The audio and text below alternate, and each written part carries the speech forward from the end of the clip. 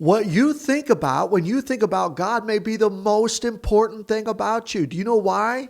Because Hebrews 11:6 says, without faith, it is impossible to please God. You got to believe that God is a rewarder of those who diligently seek him.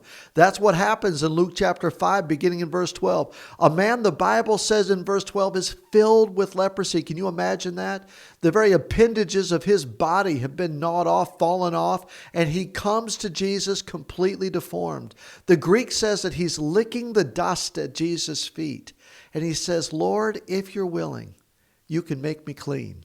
Do you know what Jesus says? I'm willing.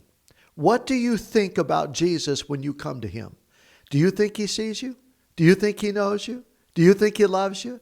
Can he make you clean from the inside out? Can he help meet every need that you have? In Mark chapter 5, there's a synagogue ruler. His name is Jairus.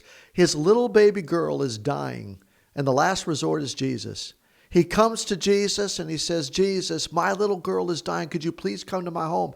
And Jesus starts his journey towards the man's home, but he gets interrupted.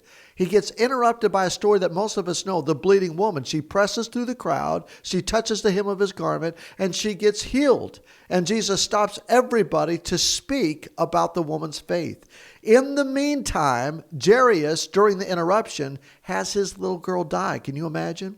And the servants say, don't bother Jesus. Don't bother him because your little girl is dead. Jesus looks at Jairus and he says, don't be afraid, just believe. My friend, no matter your circumstances and what you need to hear from God, no matter the need of heaven's intervention, I want to give you what Jesus said to Jairus. Don't be afraid, just believe. Jesus is willing. When you come to him and humble yourself, he hears. Because without faith, it's impossible to please God.